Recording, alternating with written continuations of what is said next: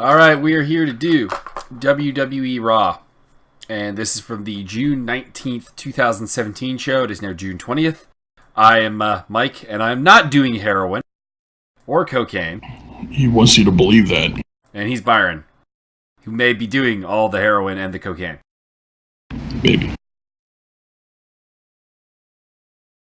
All right, let's get this started. So Raw opened up in one of my two least favorite ways for Raw to open up, and that is Roman Reigns coming out.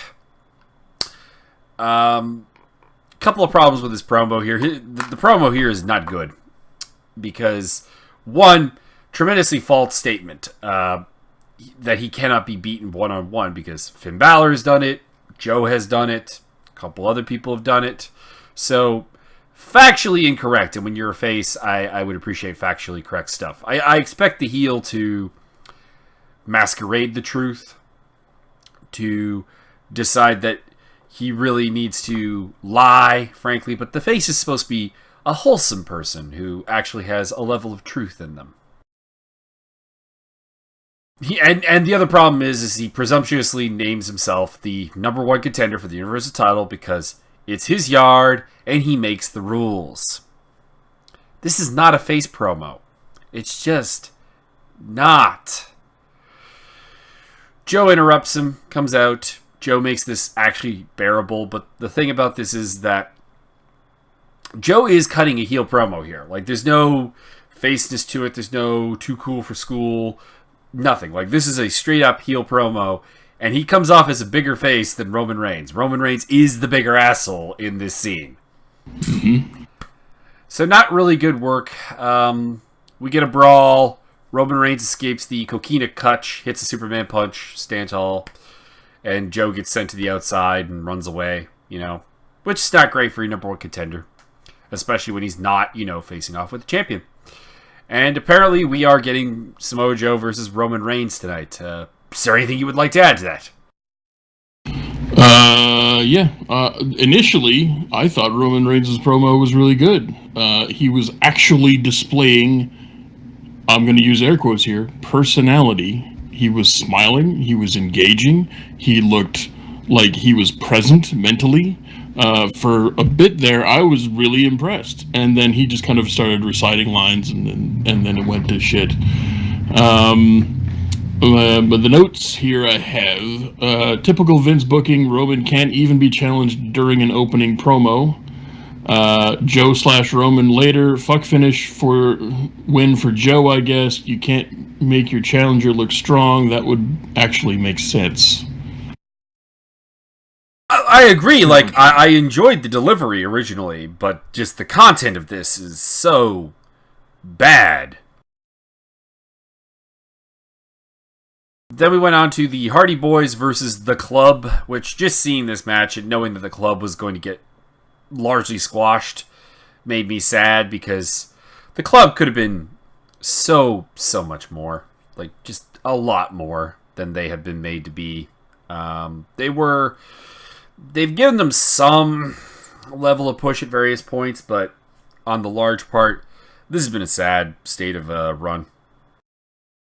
So, yeah, we get a smooth match with good psychology, timing, nothing to really write home about, but, it clearly states that these guys could have a great match should they be given the appropriate time and storyline. The Hardys actually kicked out of the double team finisher from the Club, which was, it was a little sad. And then we wind up with, the usual finish, Twist of Fate, Senton, 3 count, or not Senton, Swanton, 3 count. Anything you'd like to add? Yes. No. It is a perfectly fine match. Just nothing to get excited about, but not angry about anything. Then we had Shattered Dreams Productions promo. I enjoyed it as per usual. It was Goldust talking about the dark side of Hollywood and how he's pieced himself together again. Which really fits his career because, there's been some real low points in the Dustin Runnels career. And he invites Truth to see his new movie, Shattered Truth. I enjoyed it. Did you? Yes.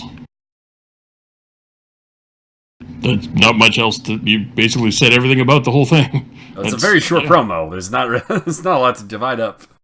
Yeah, it was good.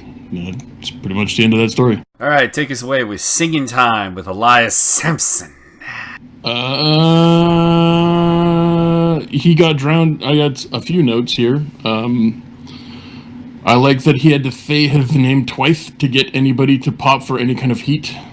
That shows you how little anybody gives a shit about Elias Sampson. And he was completely drowned out by what chance? Because he's a rookie. And also, I hate Stone Cold Steve Austin for that bullshit. Also, the whole thing had to be saved by Finn Balor coming out because he couldn't get enough heat to even really make an egg change color. It was completely flat. Nobody cares. Spoiler alert, later on he jumped Balor again, didn't he? That is correct. Sometime? Yeah. Which means we're getting Balor versus Elias. Fuck. Well, they did that last time against, what's his nut? McScrufferton. Yeah, but then we still got a little bit of Ambrose versus Elias, and it's only because Ambrose is in the Intercontinental title picture that we didn't get a feud between the two of them. That's possible, but they just don't know what the hell they're doing, and they might as well cut him too. Honestly, they should just probably cut half their roster because they don't have storylines for anybody. Speaking of no storylines, Finn Balor versus Bo Dallas. Yeah, I like Bo.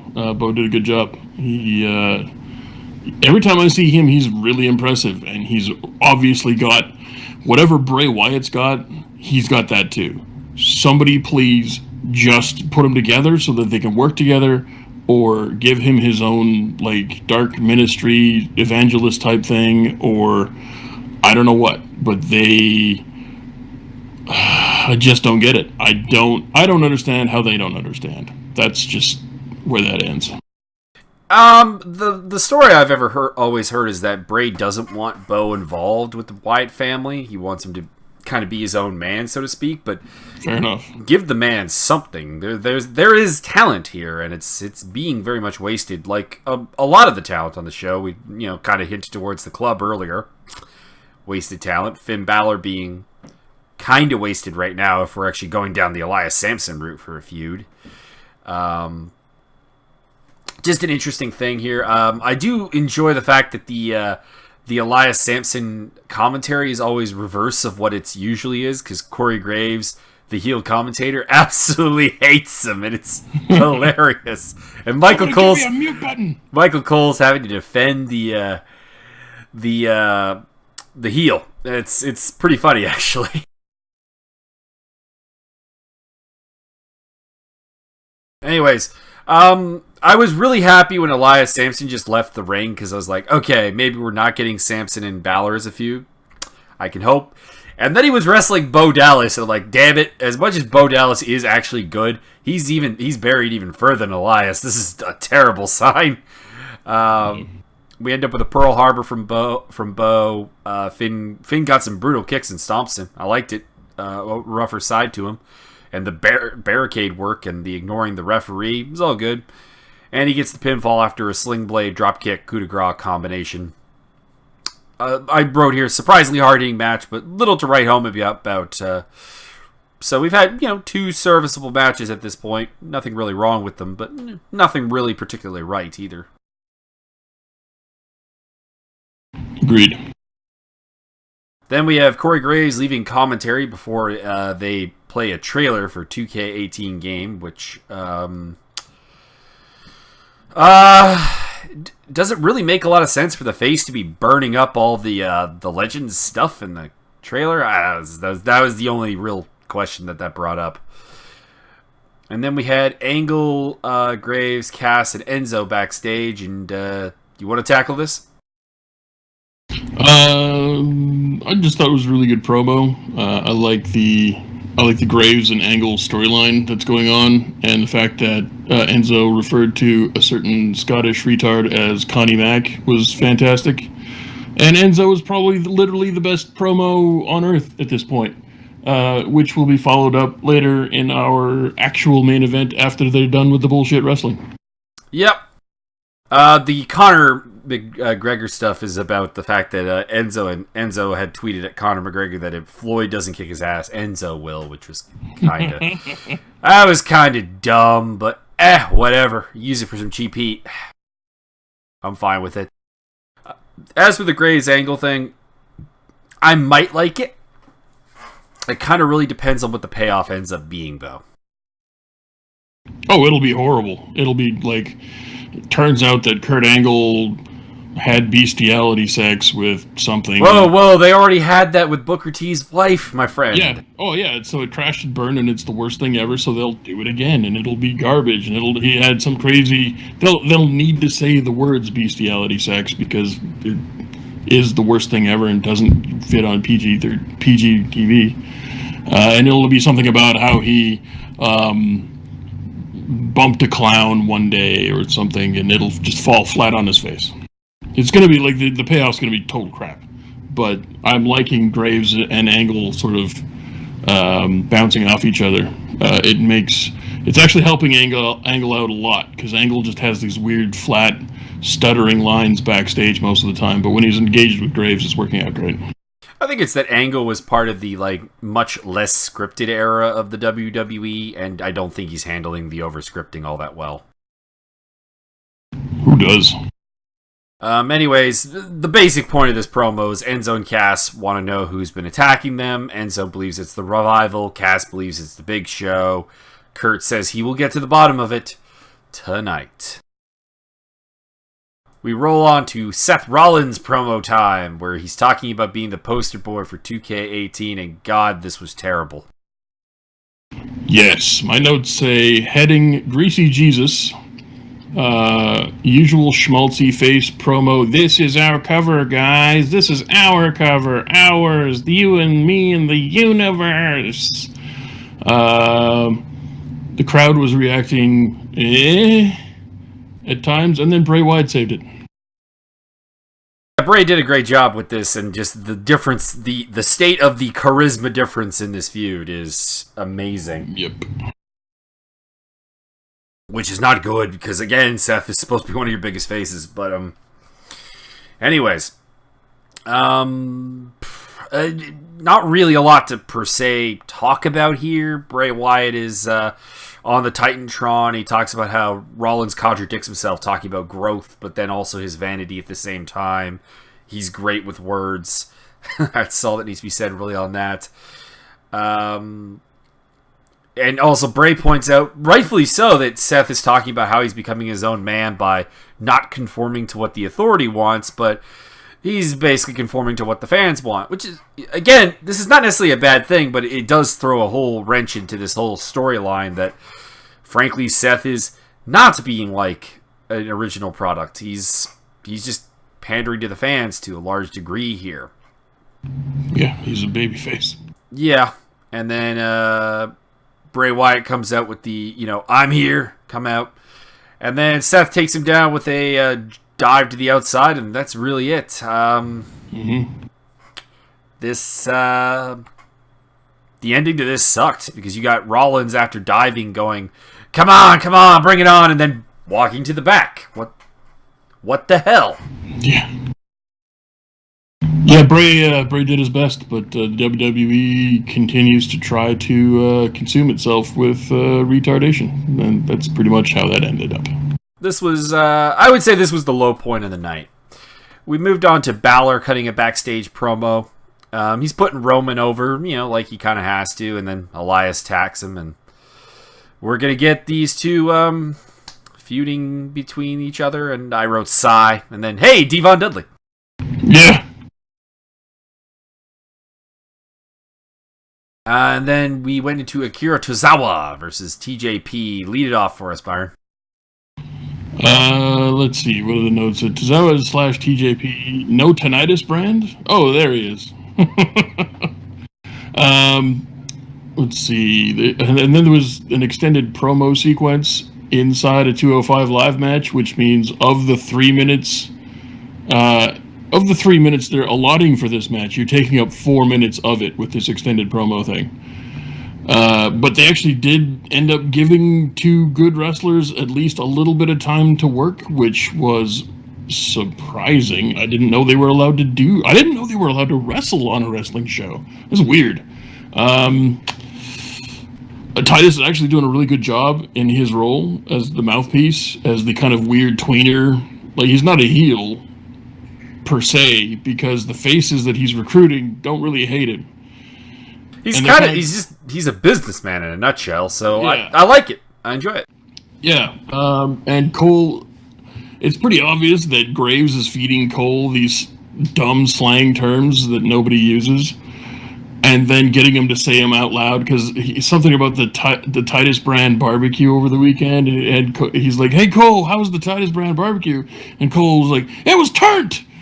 And everybody on the whole, like, I think Graves fed him the words so that he could make Booker T just laugh his fucking head off, and it worked beautifully. Like, but you didn't hear a thing out of Booker T for like 5 minutes because he's too busy laughing and trying to cover his microphone.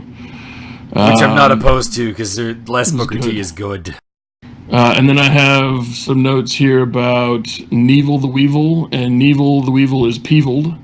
There was a slight botch on the Death from Above by Tozawa, but Tozawa, like, to his credit, I think he didn't really know, maybe didn't quite figure out what was going on. And then when he realized exactly what he botched, he did sell it as if it worked. So, I mean, he covered up real quick. And then we got to see a snap backdrop driver, which tickled me all kinds of ways in the man parts. And then he dropped the super senton. And Neville the Weevil was still peevled, and then he met the power of Tozawa, which I have a little note here, quote, "the power of Tozawa," end quote, give that man a raise. Yeah, this was really well done, although the match itself was not fantastic, because we saw these guys do 205 Live just last week, and it was a fantastic match, and this was never going to live up to that. No, I mean, if you only got like 8 seconds to have a match, you're not going to do well. Which is why I wouldn't have done this match. I would have done Tozawa versus, frankly, anyone else. Like, because it would have at least been a new opponent, and you wouldn't have had the same expectation. Because we've had this problem before when I've talked about TJP facing Austin Aries and having this expectation of a really great match and getting, by all means, a good match, but not as good as what I know they can do. And this was kind of the same problem, only worse, because I literally did see these guys 6 days ago put on a really, really good match. Like, there's no even time lag on the matter. And then I got to see basically that match, but, like, really, really light. The only thing I have to add is that it looks like TJP is just going back full heel. So I think it's part of a transition period. It looked like he was doing some heel stuff, but he wasn't being malicious, or he didn't do like the head spin thing, did he? He didn't like do the step on the head and spin around? He did do that, yeah. Oh, okay. I must have missed that, because usually that's his like signature, I'm really a bastard type maneuver. Yeah, it's a dick move.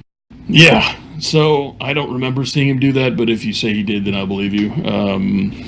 Yeah, so I think, and I hope this is part of a larger actual storyline for him, because if you want to take a cold hard look at the 205 Live division, he's the only thing holding that thing together. I mean, Neville's a great heel, but Neville's nowhere if he doesn't have TJP to bounce off of. And the feud against him and Aries would have really not been what it was if it wasn't for TJP. They don't have him as the original champion. There's a lot of things that just fall apart if TJP's not there. So I'm hoping this is like an extended development of character type scenario where maybe he goes on a bit of a losing streak until he finally figures his stuff out, and we can go from there. I don't know. Yeah, I like that potential. It felt like there was more of a step towards a face turn in his 205 Live match, and this was a slight reversion. That was the only thing that was kind of weird about it. Yeah, well, I mean, he's got to vacillate a little bit here and there until somebody finally gives him, "Hey, it's time to be the hero again," and they're like, "Da-da-da-da," and then he can be turned. That's true. Then we had R-Truth presents. He accepts Goldust's invitation, and he is going to basically kick Goldust's ass. Goldust is going to get got. Still good. Enjoying it. Loving it. It's still the best stuff he's doing. He's got great emotion. People actually can see him and not just be annoyed by the, what the, What up? So it's good. Yeah, it's kind of weird that they're finally using these two like really, really well, but we're talking about how they're misusing a ton of the roster. Correct. The next thing up was Bo Dallas and Axelrod in the back. They were doing pretty good stuff together, and then The Miz showed up, question mark. And I don't know, like, obviously it was explained why, but I don't... I'd rather not see The Miz fuck up these guys' career, because they actually genuinely had great... I have it written down here. Bo and Axel have great fucking expressions, Bo particularly. And halfway through this promo, they cut out to the arena, and the crowd was just dead. They did not care. Yeah, I wasn't huge. Such a heat man, just a heat loser. I wasn't huge on the promo, but to be honest, they're not doing anything with Axel and Bo right now. Like, it literally was the point where I'm like, oh shit, they're on the roster? Fuck, I didn't even remember. There is a rather big logic hole to this thing. So Axel's back there trying to cheer up Bo, right? And it occurs to me, like, am I misremembering this, or didn't Bo savagely beat Curtis Axel, like, a couple of months ago? That could be. Like, I don't mean in a match. Like, I mean he attacked Axel and beat the fuck out of him. I think you're probably correct, yeah. So, we just kind of dropped that. We're just forgetting that, I guess. Yeah, Vince is totally convinced that in half an hour afterwards, everybody forgets anything they've ever seen about wrestling. So, I mean, I fully expect every week that the heels will come out face and the faces will come out heel, and then the top... I'm sure that at some point he's just going to make Braun Strowman go down to the ring in a dress, and we're supposed to just accept it. And because that's always been his character, obviously, because we're not supposed to remember things. Yeah, this does appear to be really a case of you're not supposed to remember anything, so what the fuck is the importance of it? But, sorry for my language. Mm-hmm.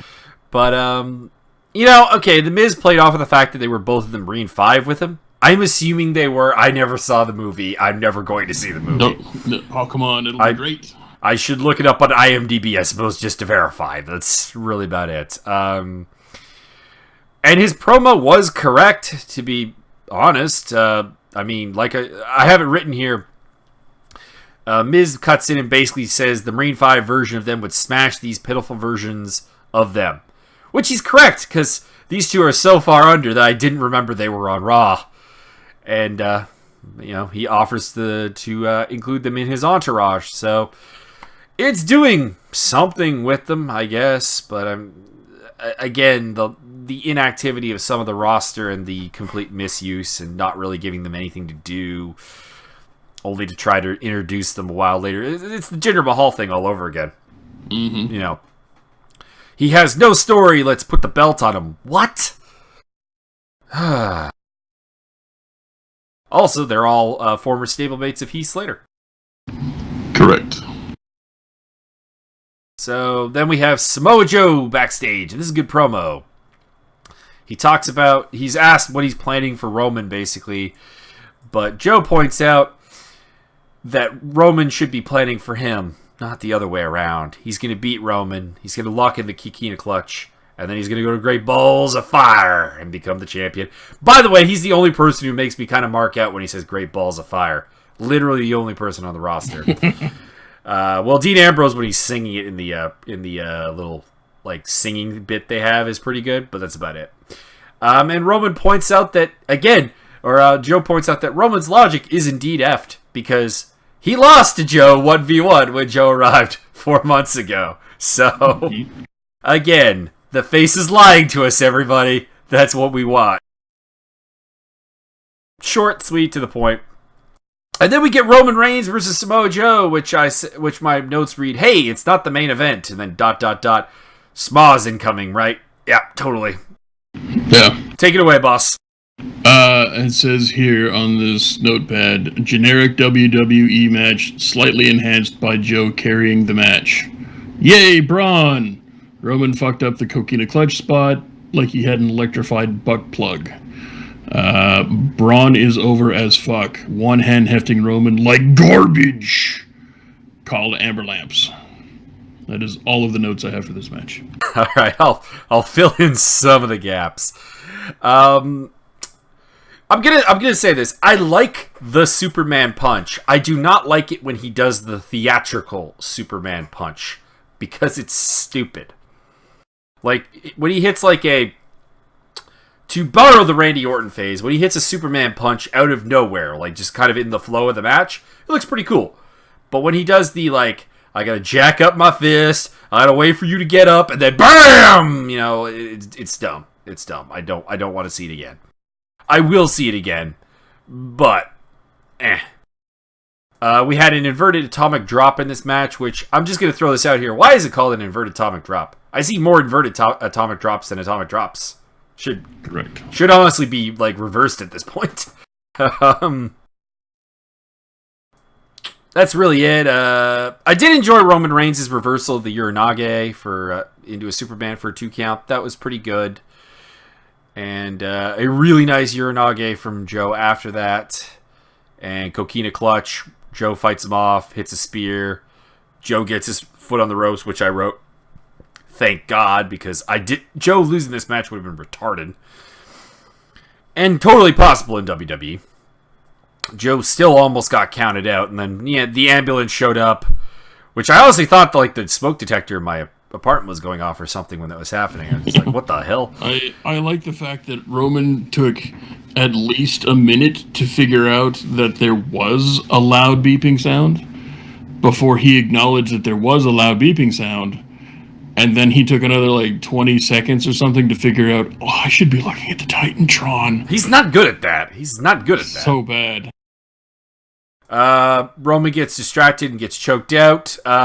Just a note, Braun is back from a 6-month injury in 2 months. Yeah, not even 2 months. I think it was like a month and a half. Not even. Now, in fairness, this was a legit injury that turned out to be less serious than they thought it was. Oh, no, it was total. It was a minor. It was like a minor day surgery that they then decided was for kayfabe purposes. They had Kurt Angle tell people that he had a destroyed rotator cuff, and that Roman Reigns had severe internal bleeding and punctured organs and shattered ribs, and then Roman Reigns showed up the next day on Raw or something like that. Well, the next week, but yeah. Garbage. Listen, if you're going to kayfabe up some injuries, do better than that. Jesus Christ. This is why I stopped watching wrestling in the first place. Don't insult my intelligence. I have the internet, you idiots. The problem is more that they do it so often that it's not impressive. Like, it's like, okay, you lied. Like, the thing is, like, for example, when John Cena came back to the Royal Rumble a couple years ago, after massive. That was massive. It was a huge pop because we didn't expect it. Now, you're never going to have a moment like that again because I don't believe any of your injury reports. I believe none of them. Yeah, but that doesn't matter because Vince liked it working the first time, so it's got to work every single time from now on.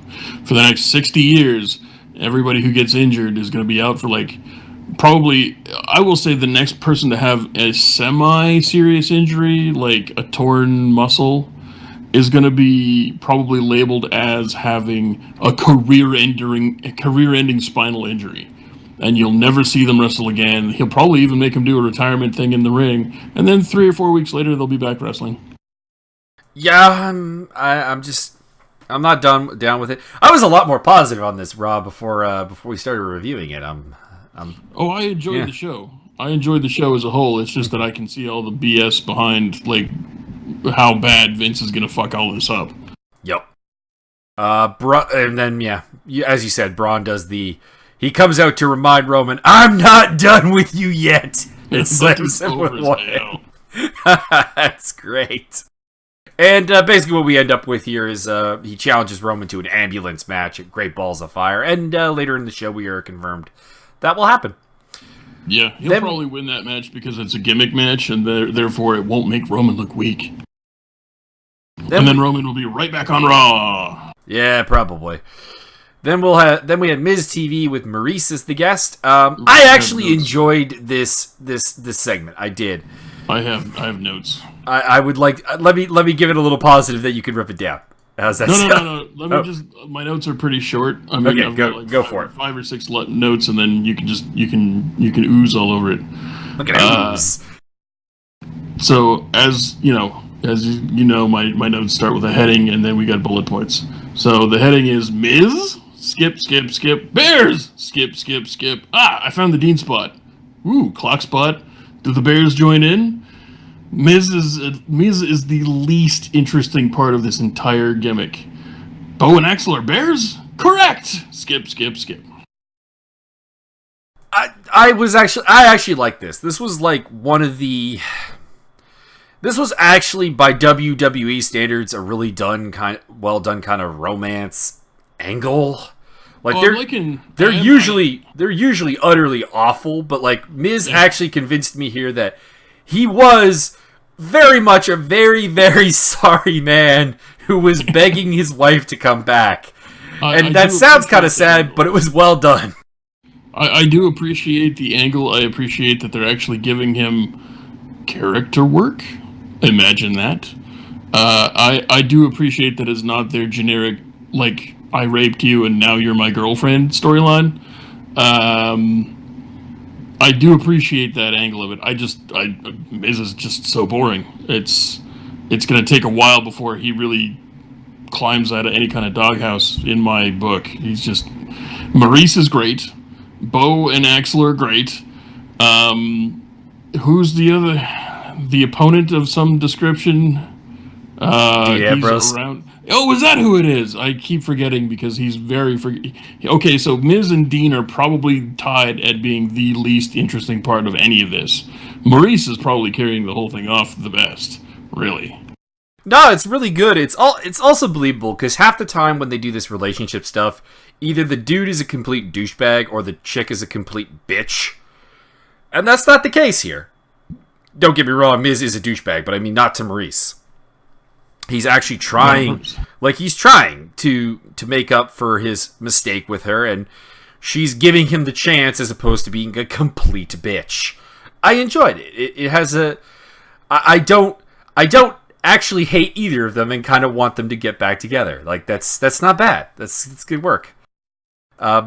The Miz can act. It keeps him out of the ring. Like I hope they do more of this, to be honest. Although get the Intercontinental title off him. That's actually how I would have this end. I would almost have him like relinquish the Intercontinental title as a sign that Maurice means more to him than the title, because I think that at the crux this is the problem. Like in this whole deal, Miz does his typical throw her in the way of his opponent, and also references the belt as their child. So I think honestly a good way to end this is we would kind of all get what we want. He relinquishes the title to get her back, and we end this feud with the Ambrose because it's not the actual matches I don't want to see. Yeah. As you said, the Bears were Ambrose and or not Ambrose, were Axel and Bo. And they attacked. That's where this angle needs to go. Next time out, or maybe the second to next time out, both Bears end up being actually grandfather clocks in disguise. That's where it would be very amusing. Other than that, the only other notes I have here are Maurice's dress is awesome. And I did like Miz talking about how he stayed up all night on YouTube trying to figure out how to fix a grandfather clock with glue and tape, and pretty much it revealed he had no idea how to fix a grandfather clock. That was good. Then we moved on to Sheamus and Cesaro versus Titus O'Neil and Apollo Crews. I wrote here that I'm not clear if this is for the title, and I'm pretty sure it wasn't because they really never mentioned the title. So I have two immediate problems, and I'm going to turn it over to you. I hate non-title matches. I do. And I also would have had Titus O'Neil and Apollo Crews win tonight to kind of go along with Tozawa's win, because, not to be clear, not over Sheamus and Cesaro. I would have had them face off with another tag team and win. Or have Apollo Crews win with Titus O'Neil at ringside or something, because there's not really a ton of reason for Akira Tozawa to join the Titus brand after watching them kind of get jobbed out here. Yes, it's to the champions and everything, but it wasn't like they were like particularly competitive in the match. And that's all. Take it away. That's roughly 99 things longer than I have for this match. I was upset that we did not get...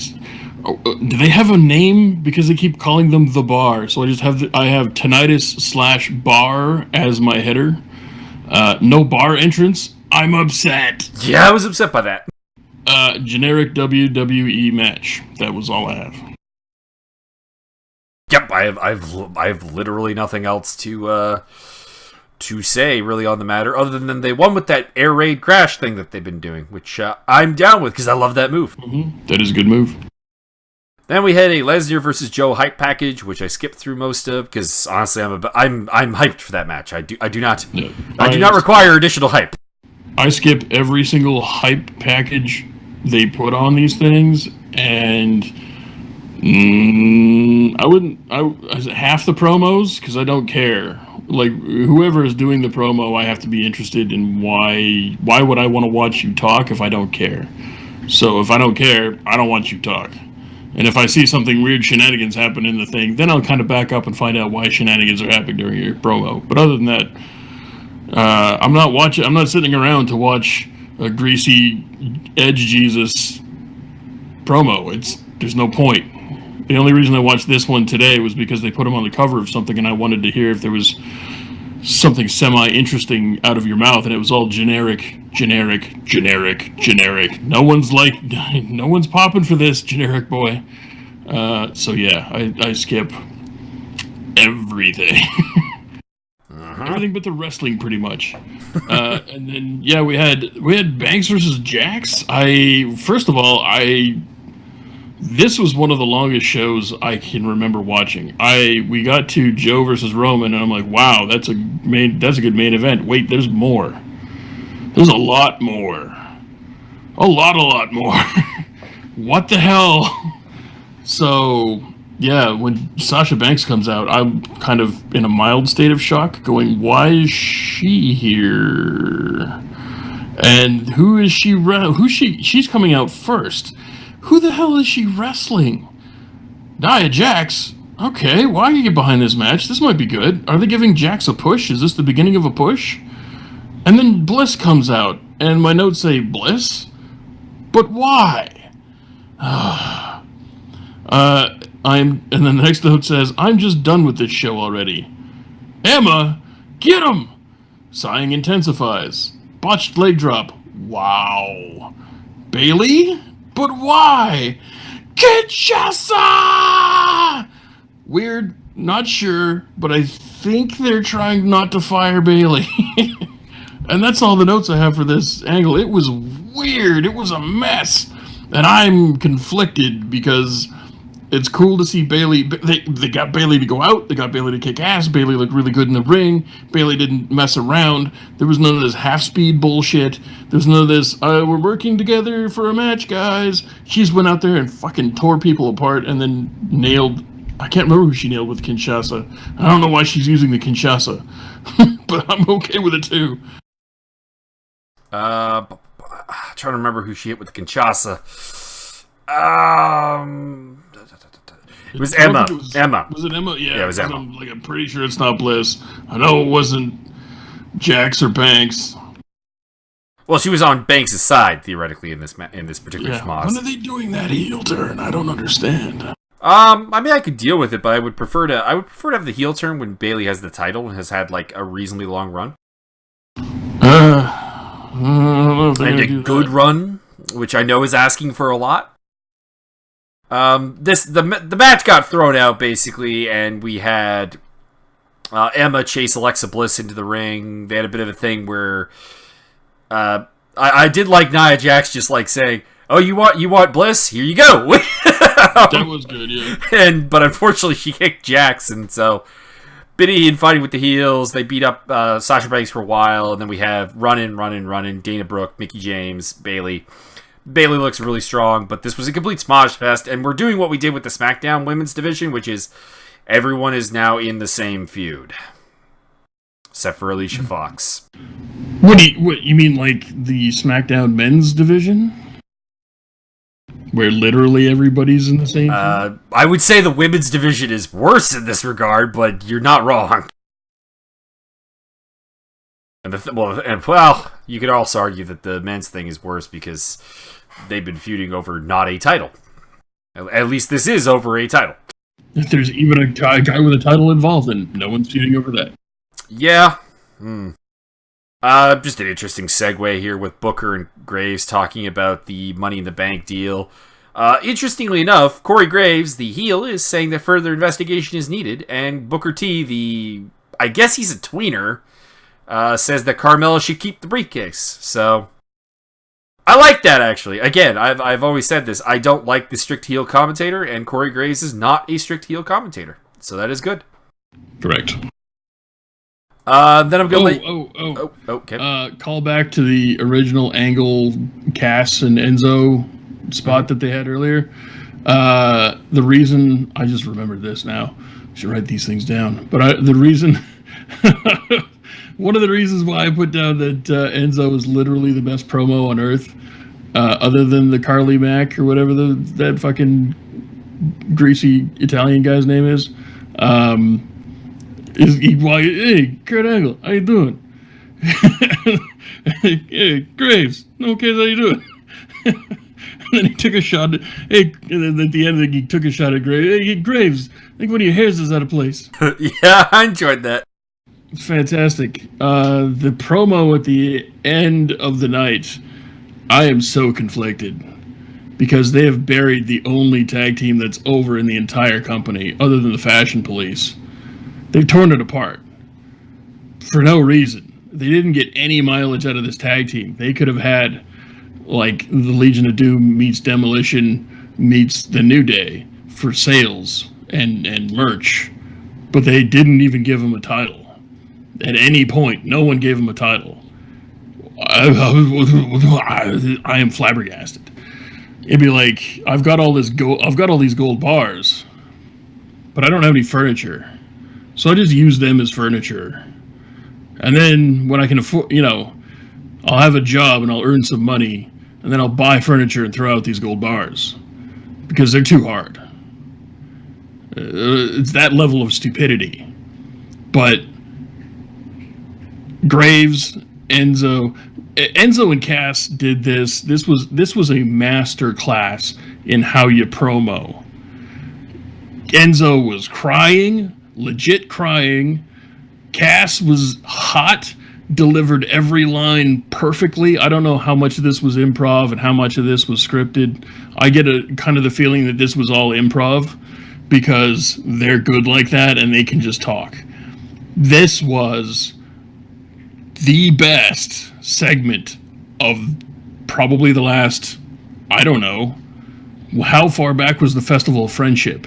Because right now, it's either this or the Festival of Friendship as like the two, like as far as promos go, those two are the top, and I can't decide which one's better. So, for one thing, this is everything I want to see in promos, and if you want to do heightened drama, this is it. Study this film. However, you've thrown away a hell of a tag team that is over like you wouldn't believe. So, and I know that Vince is not going to want to make Cass a heel, so that's not going to work. And he doesn't want to push Enzo, so that's not going to work, and you're going to have another Zack Ryder situation on your hands. And they've pretty much thrown away billions of dollars, possibly. Maybe not now, but over time with compound interest and exaggeration and, WrestleMania number inflation and stuff. But I'm so conflicted because this really delivered, and it's the worst thing possible. I agree with everything you said, but I actually I like the story of it. I like them not having had a title and having Cass be able to blame that on Enzo. I enjoyed that. I really did. Like, ignoring the money for a second, and God knows WWE ignores the money, so we're fine with that. This was really good. And I was really, really happy with it. Like, everything from Big Show's reaction to being accused. I will say that the Big Show content of his promo was clunky. Like, kind of... it kind of circled around the same thing kind of repetitively, like, Kurt, you know me, Kurt, you know me. And, yeah, he does know you. You did actually, choke slam him off of a ledge, crippling him and putting him in a wheelchair for a bit. I think he believes that you would attack someone. I think this is a safe bet. So that part was clunky, but I liked the emotion Big Show had. I liked that he was genuinely seemed to be hurt to be accused of this. I loved the revivals bit in this as well. That was really good. They came off as totally, oh no, we totally would have done this. We totally would have done this, but we didn't. This time we're innocent. This time we're innocent. I like that. The content of Cass's promo, the reaction from Enzo was absolutely perfect.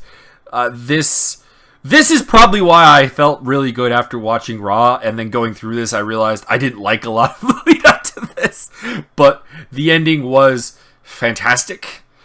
This is really good. I think it works for now because you can possibly put this tag team back together in the future, because God knows.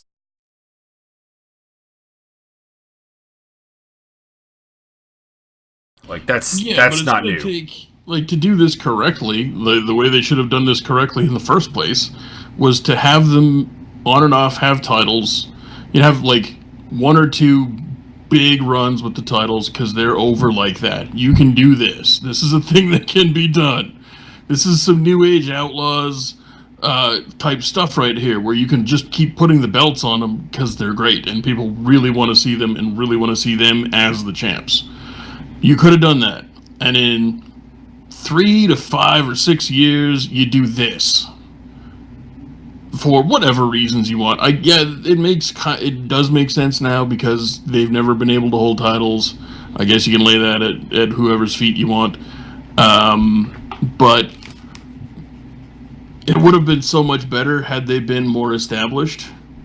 However, they've done absolutely the most they possibly can do with the shortest amount of time, because I'm fairly certain that Vince just woke up 10 minutes before the promo was supposed to happen and said, okay, Cass did it, and then went back to sleep.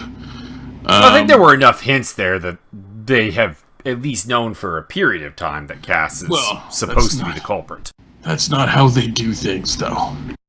They don't even know who's going to be the title holder 5 minutes before any kind of title match, because Vince can't make up his goddamn mind. Oh, speaking of that for a second here. So, the story, as far as I can determine it, and this is from Dave Meltzer, is that this Joe versus Brock match is happening because they thought Braun Strowman would not be able to make it to Great Balls of Fire to face Brock.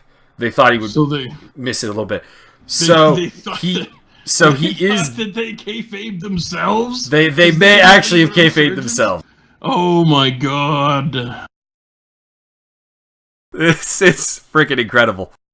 Now, in fairness, it should be clear that as much as the stated injury on TV was always overstated for Braun Strowman, they were expecting it to be somewhat worse than what it was. They were thinking like an extra month, extra couple of weeks or something. So he is back, to be clear, ahead of schedule. Just not 4 months ahead of schedule as they're claiming on TV. But he had his whole arm ripped off by fucking dragons and shit. They said it on TV. But yeah, it's kind of weird that we now end up with this Joe versus Brock Lesnar match that apparently no one high up in the company, outside of probably Triple H, actually wanted. Because Braun Strowman recovered slightly early from an injury, and he was supposed to face Brock Lesnar at Great Balls of Fire. No, that's tremendous. That is the other thing about this show that makes it shit out of themselves. Like I said, the only difference I have is that I think it makes a lot of logical sense for them to break up before they got the belts. And then maybe have Cass have a uninspired singles run, kind of realize what he had with Enzo, come back to him. No, they got to put a title on it. To make it work, they got to put a title on Enzo. Oh, that too. That would also work. Yes. Yeah, put a title on Enzo, and then Cass finds out he just doesn't have it, and then he finds out that how wrong he is, or however you want to play it. Yeah, and then, that's how I'd play it. Like, give Enzo a quick U.S. Intercontinental now, I guess, run. I prefer U.S. title, but U.S. title's on SmackDown. But yeah, give him a quick IC run. Yeah, I mean, he could definitely lose the weight to make 205. He's only slightly above it. He said in a promo like 2 weeks ago or something that he's 206. So yeah, they've never listed him as above 215. So I mean, we've established that WWE, if anything, will inflate your weight, not underinflate it. So yeah, he definitely could make the 205 limit. Just looking at him compared to, like, say, Jericho, who we have a pretty reliable dimension for. So yeah, that was great at the end. They did fantastic work. Not sure how this is going to go long term, but that's almost always the case with WWE booking. So we'll see. The matches were largely all fine. Nothing to go back and watch again, but all acceptable work and stuff. Well, except for Nia Jax and Sasha Banks. That was something I could have done without. But that being said, it wasn't meant to actually be per se a match, but more of a storyline device. Probably. So that's not so bad. The commentary... It was supposed to be a match, and then Vince just woke up, why are all these people in the ring at the same time? This is supposed to be a 19-woman match, and then went back to sleep. I'm enjoying the Raw commentary with Corey Graves and Booker T kind of flipping back and forth between face and heel. I like that. They're both tweeners kind of effectively, which is actually pretty enjoyable.